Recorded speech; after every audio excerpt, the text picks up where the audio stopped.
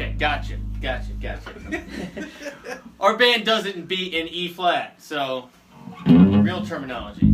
Go for it.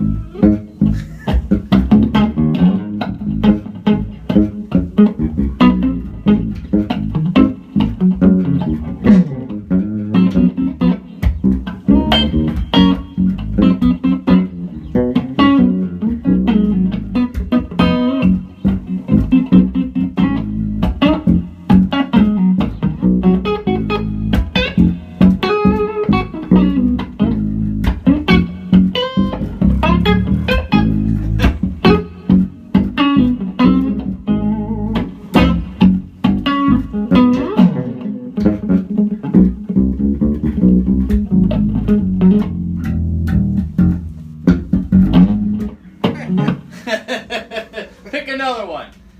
I don't know. Let's see. How about just a simple like a. Okay. Looks like our D, so that'd be D sharp, right? Flat.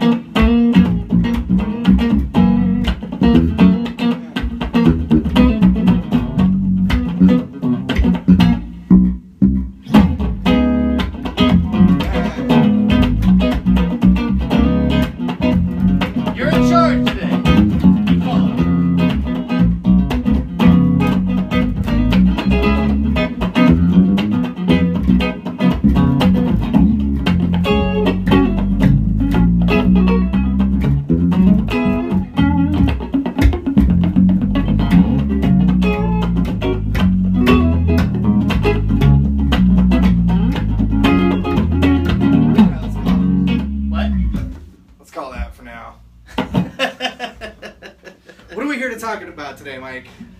Well, it is your world, my friend. So, hey guys, how's it going here? I got my buddy Sean with me, and Sean plays bass in the band What's Next with me here in Baltimore.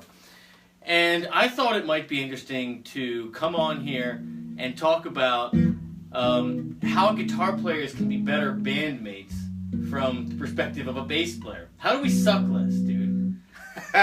I'm dead serious. I know this is a funny thing because as guitar players, you know, even though that you know, we all know that, right, like we should be part of the rhythm section, a lot of times our ego is, you know, we always feel like we should kind of be up front and be like the driver of the band. Right. And I feel like we're guilty a lot of not listening to the rest of the band and not grooving as hard. So I figured that, you know, from a bass player's perspective, let's start with one thing, and then we'll talk about some more.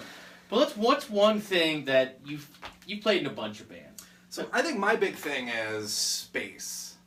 And I think I have 3 examples of space that by creating or giving more space to each other, both between bass and guitar and then between guitars, by creating more space, you know, everyone has room to be heard, but then you're probably more likely playing what's on the record. Yeah. Because they recorded it that way. Well, so you're saying a lot of times people take something they record, they pick out, we go to cover tunes, and then we overplay it. Right. So in our band, we've got 2 guitar players, right, and myself. Right. We all tend to be fairly loud. Yeah, and we're notey. And we can be notey. But, you know, we know, how many songs do we play a night? I don't know, 100? Right. So it's impossible for all of us to know all of the songs all the time. Mm-hmm. But it really, really shows when we're all in the same register on our instrument copying each other, mm-hmm, and you've got, you know, you 2 guys playing the same bar chord. Mm-hmm. Try not to. Try not to. For the most part, we do really well. With rock stuff, you know, I find like the dirtier of a guitar sound that you have, like the more it kind of lends itself to being in one specific zone.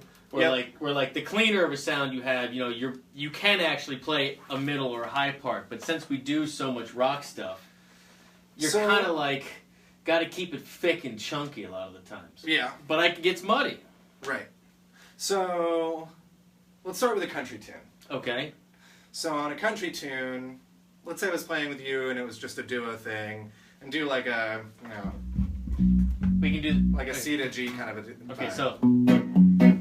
Right, kind of thing? Right. Right. So, this sounds fine right now because we're both playing the same thing. So if I start wanting to do something different though, yeah.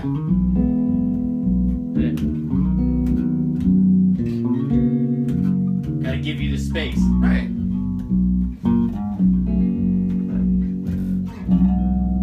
So you can do, actually, what's funny is you can actually do, you can do a lot of interesting stuff on top of what I'm doing without having to cover the root note. It's a lot more interesting to listen to as well. Exactly. Right? So I find that, you know, when I'm playing with some guitar players and we're playing their country tune that they've written, they kind of stay down here. Right. I'm like, actually, you have a lot more space to play.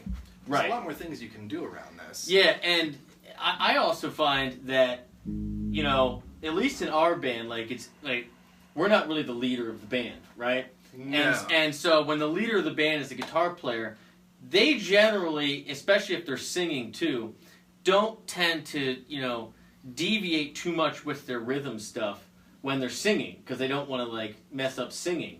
So I always find that, you know, the more times you play with somebody who's, you know, kind of, you know, and the more consistency you figure out with, you know, what parts they do, then you can kind of make a choice. You know, so this is when I'm going to go up. This is when I'm going to do something different. But you know, it's not always clear. That's for sure. So like one song, Garth Brooks. Oh, that. Yes. Right. So there's a song that has a really clear kind of intro part, and then after that it goes straight rhythm. Yeah, right. And when we first started playing it, the rhythm was following the vocal chord part. Right. Which then messed with the rhythm everywhere else. Sure. So when you're like trying to do the walk and bass line, right, it definitely got in the way there. Yeah, for sure. Well, I'll tell you what. let's break up the conversation and let's do a little bit of that country thing. Let's just do that 1-4-5 type of thing, and I'll kind of like go back and forth between sticking down here and trying to find some more interesting parts that let you do something a little more. Sure. All right. You want to do it and keep it honest.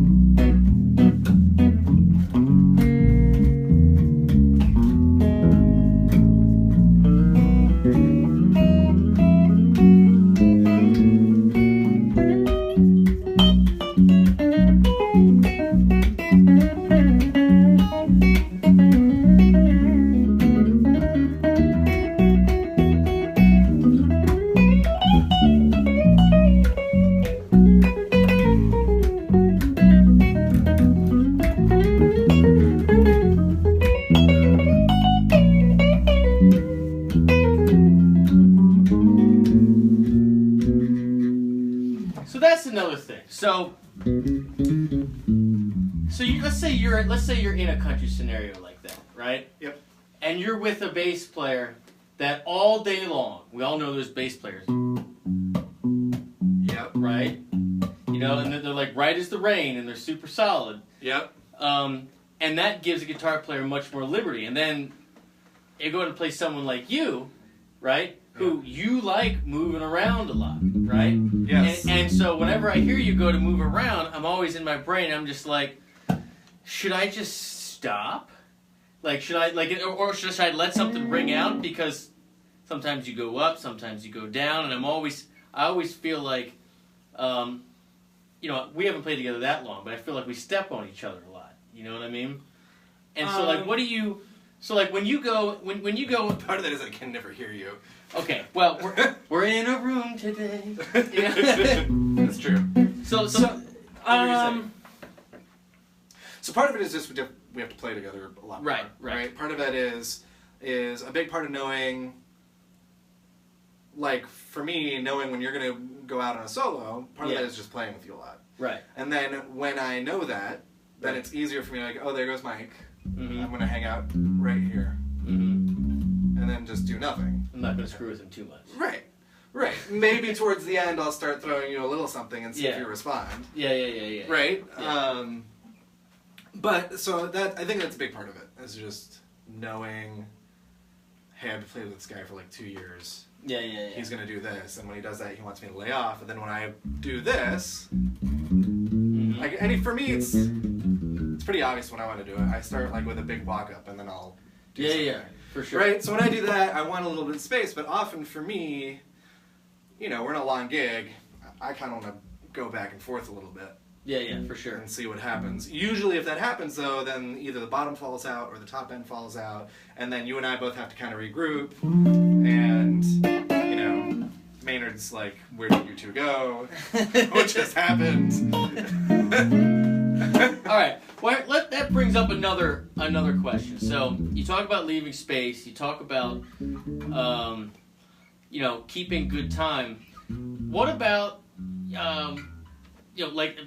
In our band's a good example where, you know, the leader of the band is a guitar player, right?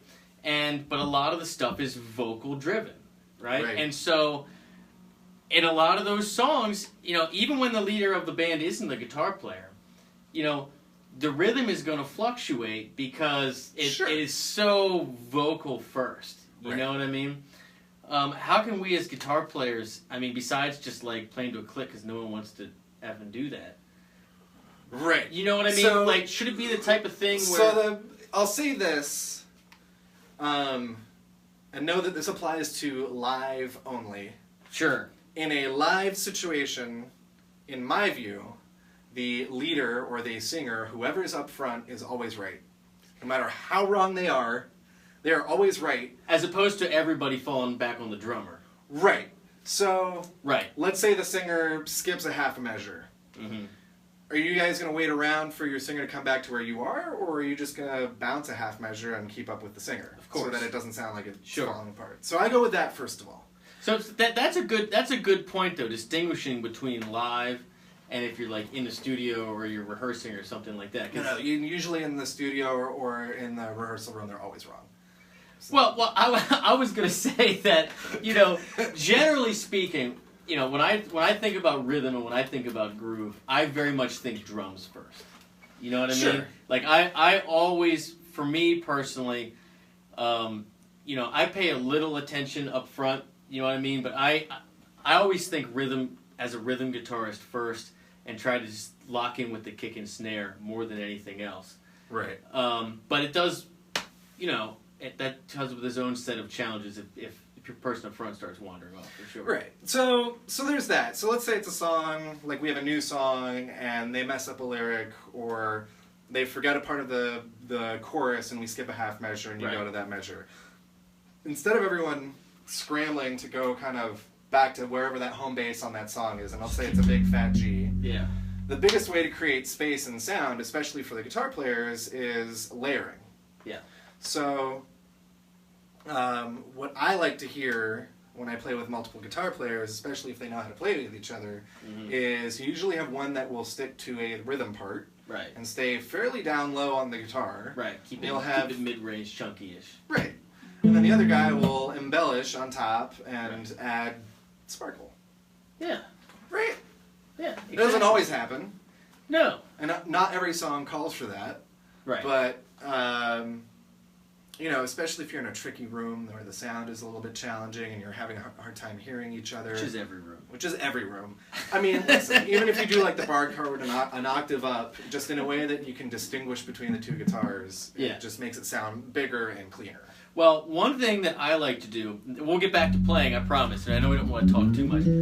One thing that I try to do is whenever I'm playing with another guitar player that is basically playing their typical patterned bar chord shapes, is that when I go up the neck and try to find different parts, I try to do an inversion and not have it be, like you said, just move the same bar chord, because I feel like that really muddies it up, especially if you as a bass player try to wander up in that zone.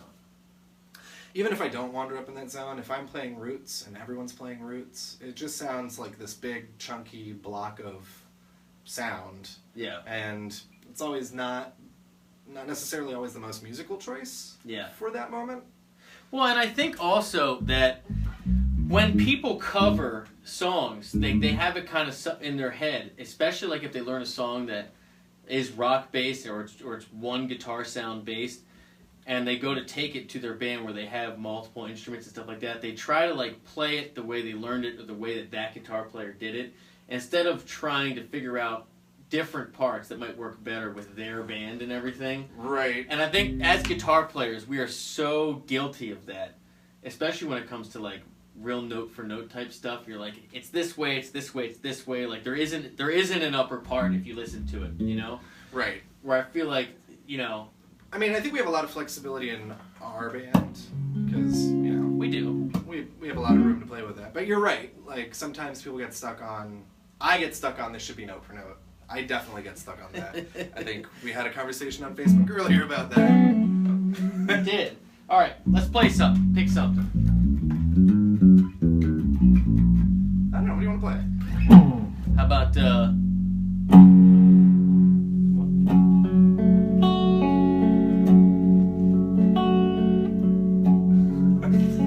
Is this what I think it is? I don't know what it is. No, it's not.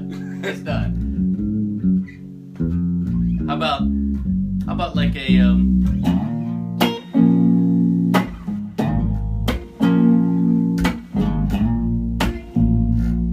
There we go.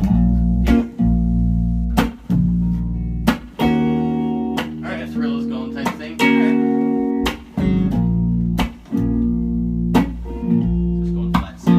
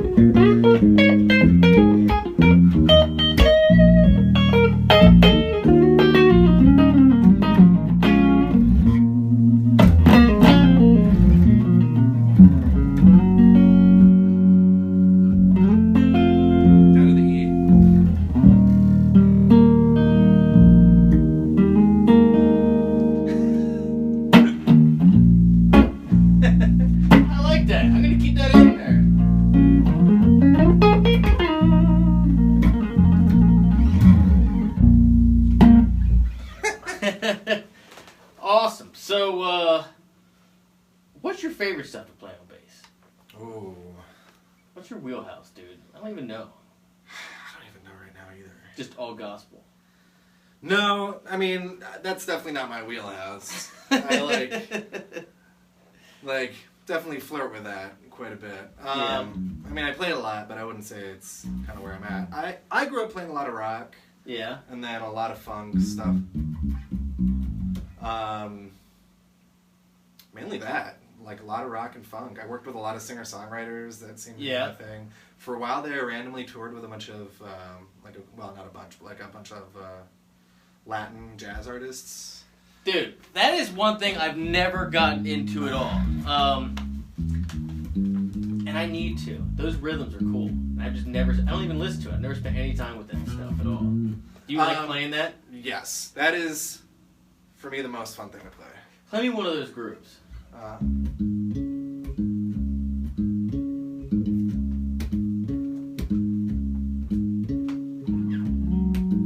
can do the clave with my...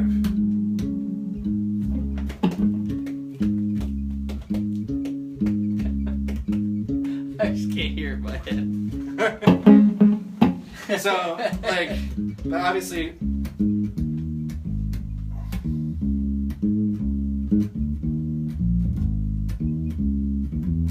I mean, you can do so much with it. And then playing, I mean, those bands usually have like 7 to 10 pieces. Mm-hmm. So it's just a ton of fun to play. Yeah. So I did that out there, and then I moved out to the East Coast, and it's been like nothing but country since I moved out here. Which never did I ever think I would be playing a lot of country. You know, it's funny you say that because we're one of the only bands that plays like a good amount of country in our set. I was in the only other band that played. Well, you were in a legit country band. Right. Right. But now I know we're going on a tangent here, and we're gonna lose some folks. But like, have you spent much time like going out? Because I know the answer is no, because you're always gigging. But seeing what other people around town that are like in our circuit play. Yeah. So I've spent a bunch of time trying to do that, and Baltimore's a little tricky. There seem to be like a lot of different worlds in the music world of Baltimore. Sure. Like Bosley. Right. You have like the whole like arts crowd, which is like its whole like it's just kind of all over. It's cool. Yeah. You kind of have a little bit of everything. So the guys that I see though are like a lot of the Fells Point gigs, a lot of bar gigs, there are a lot of like duo and trio cover band guys that are working Thursday through Sunday in downtown Baltimore. Like Vance, who was on here last week. Right. Dude does 6-7 a week. Right. And you're there every night downtown. So I see a lot of those guys, and they play pretty similar like to what we do, except it's a lot of 90s. Right. I was going to say, it's either heavily 90s or heavily 80s, or it's like super dancey with all the tracks and everything. My point being that it's funny you say that because I don't go out all the time and see... People maybe will do like a couple country tunes, but it's not like, I mean, we could do almost all country if we wanted to. Yes, and country does really, really well everywhere. Like I don't get it. I like playing it. I mean, what's that?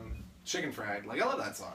Well, Chicken Fried, it's America, dude. I mean, that's like the best bass line ever. Yeah. That's great. Yeah. All right. Well, before we head out here, what haven't we touched on? What's another thing that guitar players do that you just totally freaking hate? Whether it's gear stuff, whether it's being unreliable, just hate on us for a second. Haven't experienced too many guitar players be unreliable. Really? Not out here. Not on this coast. Not on this coast. But on the other coast. I mean, listen. No one ever shows up for sound check on time. Like never. That has never once happened ever. I do. Like you do, but like subs don't. Like Yeah, subs right. never. They're not gonna be at sound check. It's just not a thing. Gear wise, like if you're coming to be ready for the gig that you're going to. Yeah.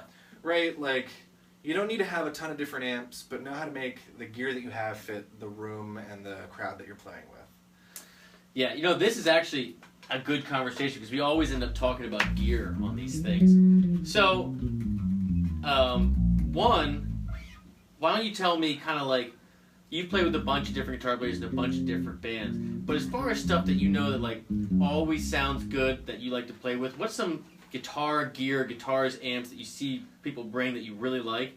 And then why don't you show us what you're playing? All right, so My two favorite guitars, obviously, every time you bring this PRS out, it sounds great. It does. It works really, really well. I mean, you do always say that, like, you can't hear me unless I'm playing this. I literally, when you play the other guitar, I cannot hear you separate from the other guitar player we have because your tones are so similar, but when you play this one, I can hear it. Yeah. Other than that guitar, a Telecaster. Tellies are hard to beat, dude. You're never going to go wrong with a Telecaster. You're never going to go wrong with, like, a simple 1x12 or 2x10 combo, 30 watts. Class A. You know, and you need a boost pedal and a delay pedal. Yeah, I mean...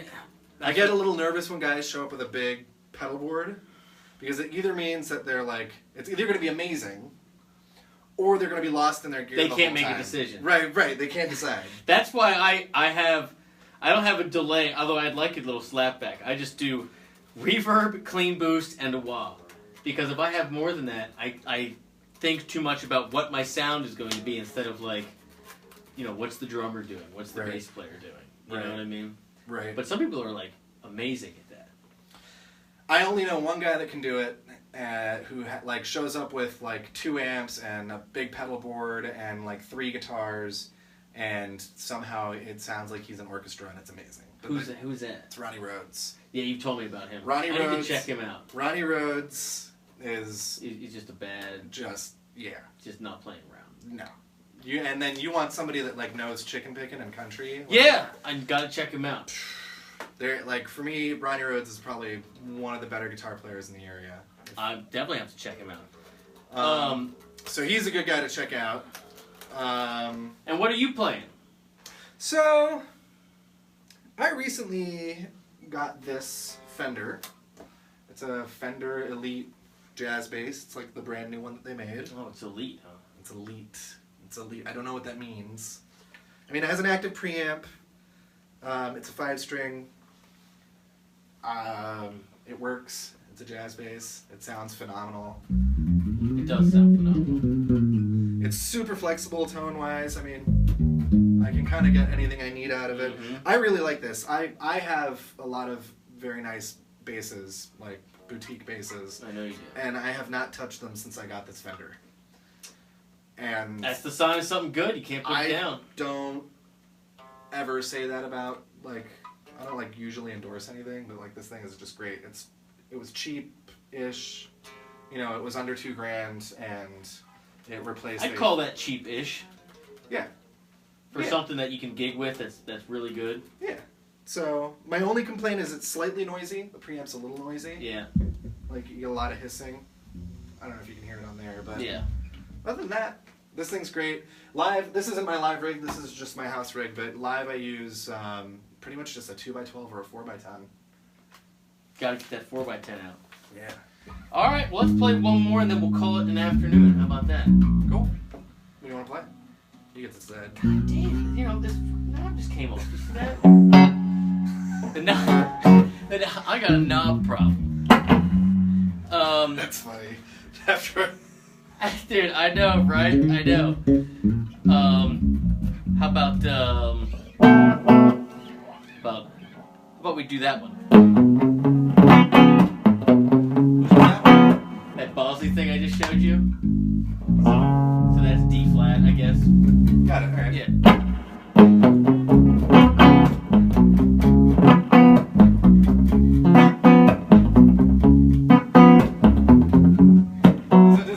I think it's a vamp on one. It just stays there the whole time? Yeah, so why don't I play that and you take some chances? Alright.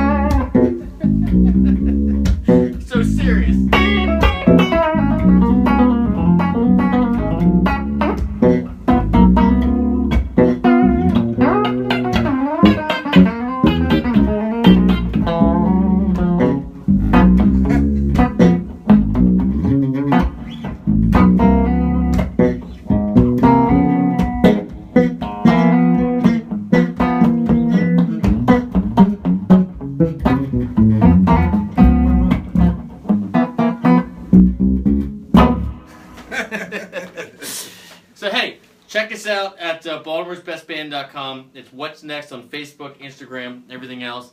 And ladies and gentlemen, this is Sean. See you guys.